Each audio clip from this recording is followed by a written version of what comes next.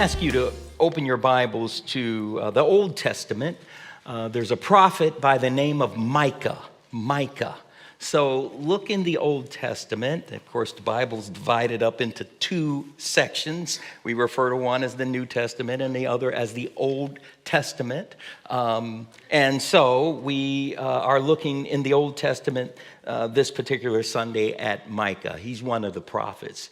We refer to him as a minor prophet, not because he's not significant, but because of his written work is smaller than some of the other prophets. So here's Micah chapter 5, and we begin reading at verse 2, where we read these words. I'm reading from the English Standard Version, and it reads as follows.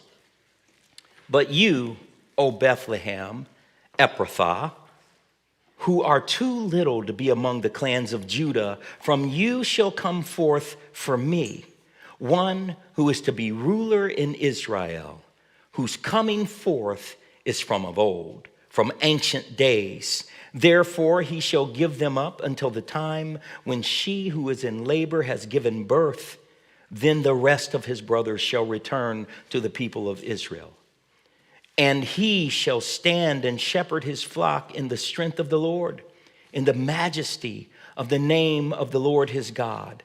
And they shall dwell secure, for now he shall be great to the ends of the earth. The writer of the text is Micah, and Micah ministered at a time of prosperity in the land and in the country, and he wrote, as he prophesied, some of his prophecies were about the wealthy people who were taking advantage of the poor people.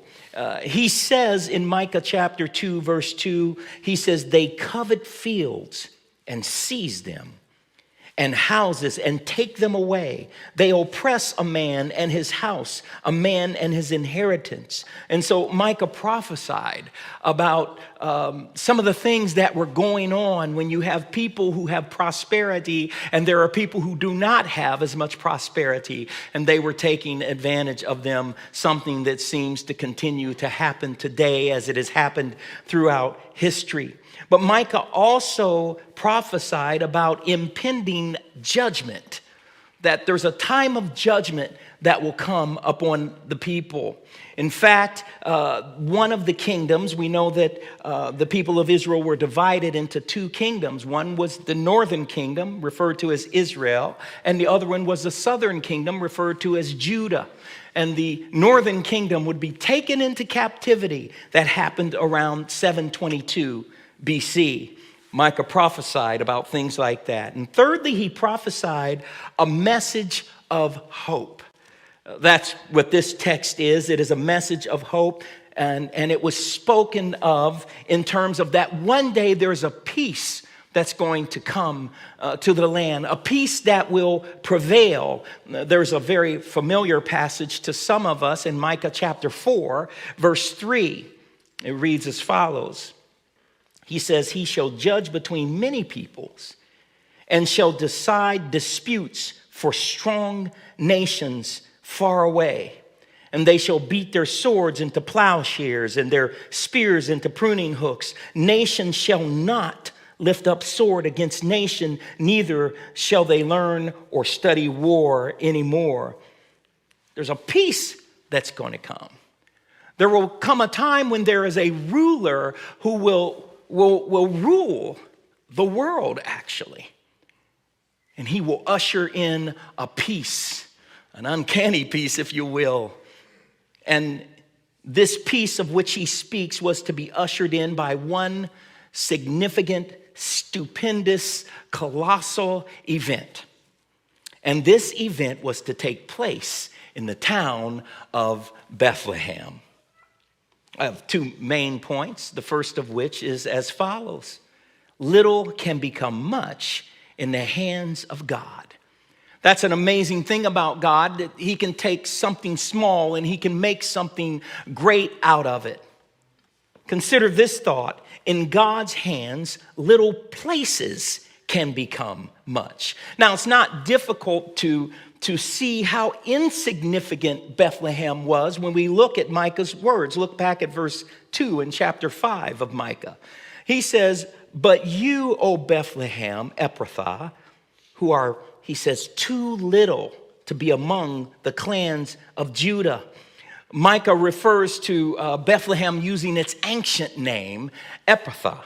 And he says, you are so small. Bethlehem is so small that when in Joshua chapter 15, they're listing off the cities, Bethlehem's not included. In Nehemiah, when he goes and they're rebuilding the walls of the city and they list off the cities, Bethlehem is not listed among them. Nevertheless, what he says, still in verse 2 of chapter 5, is that there is going to be one who is going to come out of this small place, this seemingly insignificant place. In the latter half of verse 2, he says, "But you, O Bethlehem," and then he says, "From you shall come forth for me one who is to be ruler in Israel, whose coming forth is from of old, from ancient days." He was to be the Messiah, the anointed ruler, the one who will rule over his people. Even today, religious Jews are looking for a Messiah. They don't believe that the Messiah has come. But Micah says that he will come and he will rule his people. Religious Jews will recognize that there's a Messiah coming and they're still looking for him, but they don't recognize the fact that not only has he already come, but also the people over which he rules is not just Jewish people, but he shall rule over all the nations, is what Micah is intimating here. And then he uses this term, whose coming forth is from of old, from ancient days. I love the way the New International Version puts it. It uses that phrase and translates it, whose origins are from of old, from ancient of times. Another translation reads that he is from an immeasurable time, and they all fit in with the attributes of God. I keep telling you that God only exists within the framework of humankind. God existed before time. God will exist after time has ended. I would like to be able to say that God is bigger and longer and greater and higher than time. But that would not exactly be an exact statement or a correct statement. Because if you make a statement about God within time, you have failed to understand that you can't even include time as it relates to God. God existed before time. Time has no bearing on God. This is the God of the universe. This is the creator of all things. And the moment that you mention time as it relates to God, you've missed something. The time has no bearing. We use time in our human understanding in order for us to understand times and seasons. And, there's people who want to be aware of the time. They want to be able to look at their watch and say, how much longer is he going to preach? They want to be able to see things like that.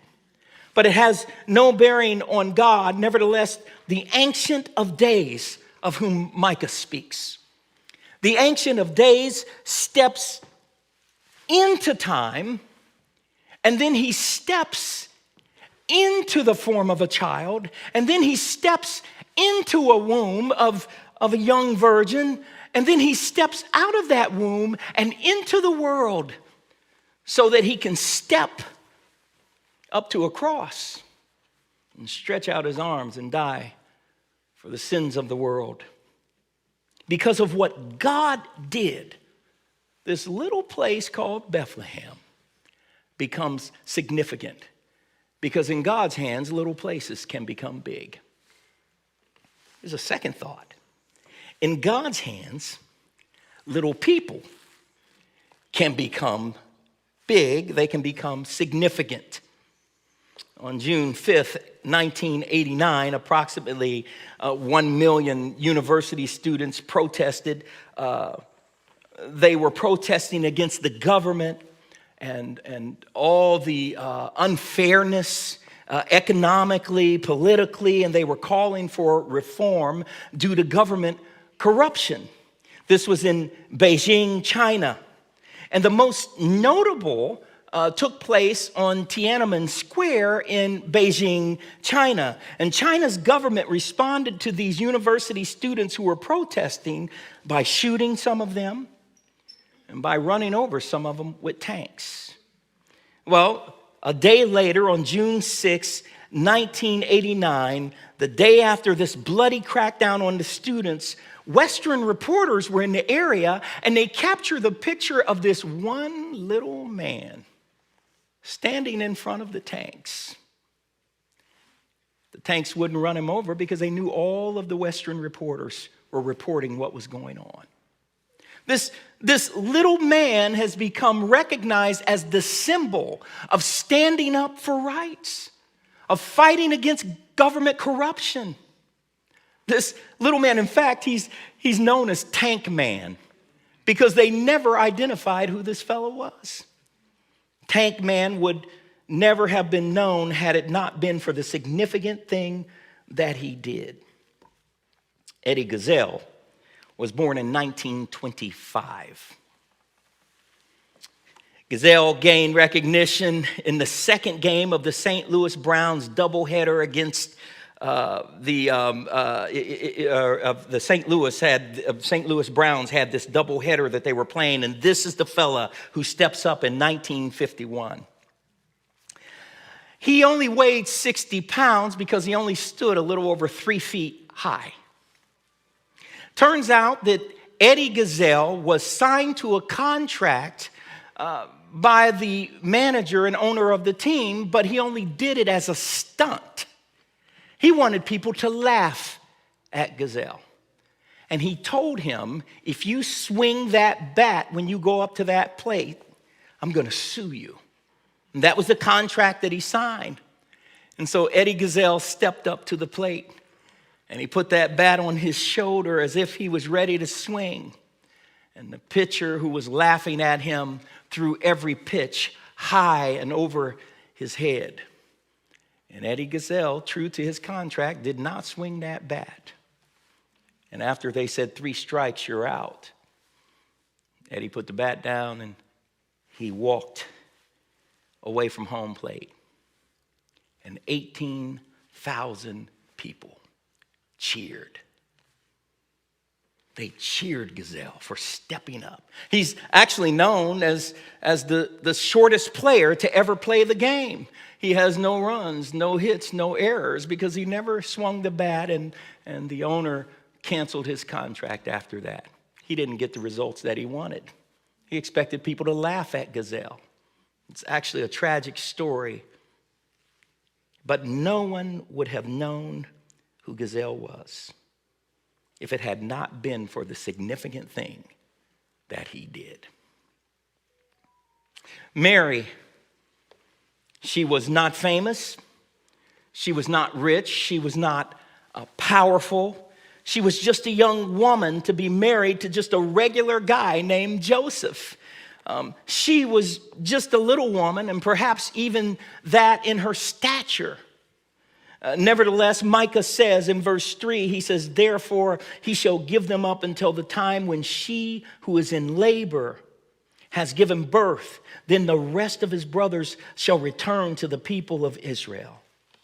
Scholars, Bruce Welke, he's a friend of a former pastor here. I've met him a couple of times. And D.A. Carson, who I just love this guy's scholarship in the scriptures. They say this prophecy, verse 3, seems to say that Israel's new age will be inaugurated with the birth of the Messiah in Bethlehem. And Micah concludes that Israel will be abandoned and without a king.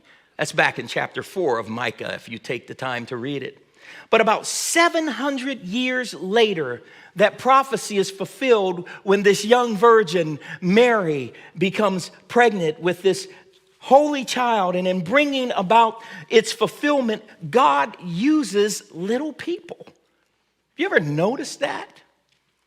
Or have you thought too much of yourself to recognize the fact that really we're quite small, but there's a big God who uses little people to do great things. This little woman became a giant among women, and it's not due to her education. It's not due to her status. It's not due to her accomplishments. It was because she allowed God to use her to do something great. By the way, Mary didn't become this righteous person after the angel Gabriel visited her. But she was a righteous person before the angel visited her. In Luke chapter 1, verse 28, this is what Gabriel says. And he says to her, "Greetings, favored one, the Lord is with you." He was with her because she was righteous. He goes on to say, "Do not be afraid, Mary, for you have found favor with God." She was righteous before the angel came.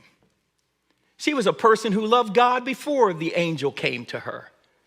She was a person who lived and worshiped and praised him before the angel came to her. It begs the question, what would people say about you? He says of her, "You are blessed and highly favored."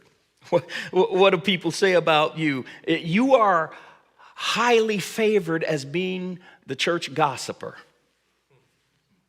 Or you are highly favored as being the one who causes conflict in the church. You are highly favored as being a person who has a poor work ethic. Or you are highly favored as being a person who has a quick temper. And you fly off the handle. Or you are highly favored at being a person who is egotistical. Or you're highly favored at being a person who is materialistic. Not Mary. Some people are more a burden causer than a burden bearer. And the scriptures call us to be burden bearers, saying that we should bear one another's burdens. But here's this little woman who became much in the hands of God. In the hands of God, little places can become much. In the hands of God, little people can become much. But here's my second main point. Big can become little in the hands of God. Someone has said that good things can come, even big things can come in small packages. You may, ladies, go to the Christmas tree this year, and, if you're peeking a little bit, not that I do that, but you're peeking a little bit at the presents to see whose name is on them. And you see a little gift, a little square box there. And you could start to think in your mind, "Oh boy, that's jewelry. And my name is on it," And you're thinking that something really expensive has come in that package. You might be right. Because a package doesn't have to be large in order for there to be something valuable in it. God likes to do things in a different way. He can take something that is big and make it really big. At least that's what I notice in my studies of the scriptures. In fact, the best person to talk about how God can take big and make it really big is Isaiah. It's one of my favorite texts. It's Isaiah chapter 40. Here it is from the Message Bible. I've often told you don't make this your main study Bible, but I love the way that he exposits Isaiah chapter 40 in the Message Bible. Let me read it to you. "Who has scooped up the ocean in his two hands, or measured the sky between his thumb and his little finger? Who has put all the earth's dirt in one of his baskets, weighed each mountain and hill? Who could ever have told God what to do or taught him his business? What expert would he have gone to for advice? What school would he attend to learn justice? What God do you suppose might have taught him what he knows, showed him how things work? Why, the nations are but a drop in the bucket, a mere smudge on a window. Watch him sweep up the islands like so much dirt off the floor. There aren't enough trees in Lebanon, nor enough animals in those vast forests to furnish adequate fuel and offerings for his worship. All the nations add up to simply nothing before him. Less than nothing is more like it, a minus. the words of Isaiah can be summed up to mean, not only is God big, God is really big. God is huge. God is gigantic, and yet the irony of ironies is that this great big God takes himself and wraps himself in a little bitty package called a child and comes into this world, which brings me to this point. In God's hands, really big can become really small. Have you noticed that there's a sense in which God seems to think small? There's a sense in which he likes to flip the script. There's a sense in which God likes to turn things around. God says things like, do you want to be great? Then you need to be the least. God says, you need to become a servant of people. That's not the upward mobility way that we think in business. We're climbing the corporate ladder. We want to be on top. We want to be at the top of the pyramid. But here's God saying, flip that pyramid so that the tip is on the bottom. That's what you need to be. God does things like that. Instead of targeting a big city, he targets this little town that seems insignificant. Wow. And instead of targeting the chief priest, he takes this small-time priest, Zacharias, in order for his wife, Elizabeth, to give birth to John the Baptist so that John the Baptist can proclaim the coming of Christ, the Savior of the world. And instead of taking a significant queen, somebody with power and jewelry, and people to attend to her every need, every whim, he takes this little old woman, this little virgin girl, and he uses her. Instead of, he's God after all now. We just read about how big he is. Instead of crowning himself with the stars, instead of clothing himself with the sun, instead of coming down through the annals of time and universe and showing that I am God, I'm here to save all you sinners. He doesn't do that. He comes small, wrapped up in the wrapping paper of human flesh, puts himself in the womb of a little virgin to be born. And he did all of this to give us the present of his presence. Look at verse 4. And he shall stand and shepherd his flock in the strength of the Lord, in the majesty of the name of the Lord his God. And they shall dwell secure, for now he shall be great to the ends of the earth. That he didn't do all this for nothing, but Christ came one time and he's coming back again. He will return. I know I've had these times in my life where I thought, you know what, if I was God, I wouldn't do it this way, you know. I may have come down in a heavenly Rolls Royce with a suit on, with, that was made from the clouds or something like that. I don't wear hats that much, but I would have a hat that is made from the rays of the sun. Come into the room shining. You would know that I have entered the room. People would be singing praises to my name. There he is, Pastor Victor. He came to save us. Ooh, everybody come on out. Let's get the TV cameras. And then there's NBC, ABC, CBS, Fox, everybody. Yeah, that's Victor. He's the one who came to save the world. Look at those shoes. Those are some sharp shoes. And we all know I like shoes, So, my shoes would be made out of, I don't know, maybe you know how God made all the animals? I've seen these ladies walk around with like the leopard skin shoes. I hope that it's not a real leopard because, you get in trouble for that stuff now. But if I'm God, why should I just use one animal skin? My shoes would be made out of the skins of several animals. Certainly my feet would have to be quite large, but hey, I'm God. And I would step onto the scene and I feel like I'm a humble guy, but come on, I'm God. You read about how big he is. If that were me, you would know that I came into the room. You would know that I have all the power. You would know that I have the power to save you. You would know that I can do all things except fail. You would know that.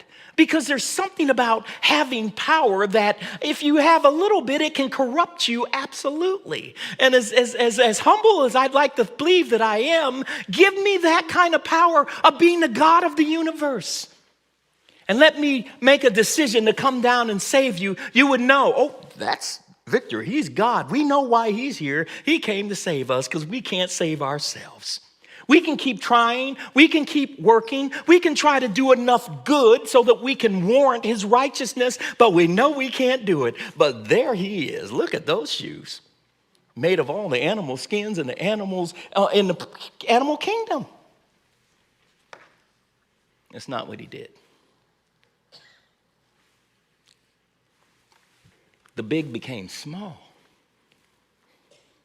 to save little old us. Now, you want to talk about humility. You want to talk about the reason why some of us are so thankful.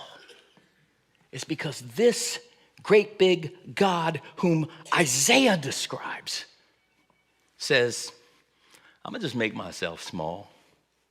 Able to do anything now. He could be as big as Pastor Victor, the God of the universe, would have been. But he didn't do that. You know what? You better be thankful that I'm not God. You better be thankful that the God who came down to make a way for you to get up to him is a God who set aside all of his bigness in order to get down to your level. That's why he did it. How come he did it? I wouldn't do it that way. He wanted to get down to your level to show you how much he cared about you. So he made that sacrifice of making himself small. There's this pastor by the name of Toby J. Sumter. He served as an associate pastor at a church in Moscow, Idaho. He tells a story about his 5-year-old daughter and his 3-year-old son. And his daughter was sitting on the counter. And he says that he watched his son, he heard his son spread out his arms, and he said to his sister, "Dump into my arm. I will save you." You have to translate that, you know. He said his sister, the little girl laughed, and she said, "You can't catch me. I'm too big for you." And he said, "No, dump into my arm. I will save you." The fall of humankind was great. Adam and Eve sinned, and that sin affected the entire world. Now, I don't mean to offend you, but let me tell you something in case you don't know it. You and I are sinners, incapable of saving ourselves. It doesn't matter how many accolades you have. It doesn't matter how many degrees you have. It doesn't matter how much experience you have. I was talking to a university, and they were asking me to be one of their adjunct professors, and I don't have a PhD. And they said, "Why didn't you get your PhD?" I said, "Well, because it costs too much." One of the reasons. The other reason is at that time when I was beginning that program, I was asked to take over this church as senior pastor, and I knew that it would be too much work for me to do. And when I met with the board, they all said, "But you have so much experience in the world of business and in ministry. You've been at this for like 30 years or more, and your experience in a seminary will translate into being able to help some young students that are coming up." That made me feel good. I got experience. But my experience couldn't save you. My preaching can't save you. Doesn't matter how I'm dressed. Doesn't matter how much money you've got. can't save you. There's some folks who, if they did it their way, they would have put a price tag on salvation. And throughout history, when we look back, there were those in the church who did kind of sell indulgences in order for you to get a blessing. That's the way some of us work. How much does it cost for salvation? Well, let me look at the market because it was this price yesterday, but it's gone up. Nothing can save you until this great big God made himself small, wrapped himself in flesh, came down, and he stretched out his arms, and he said, dump into my arms. I can save you. And he stretched them out. In fact, he stretched them out so wide that they got nailed to a cross. I can save you.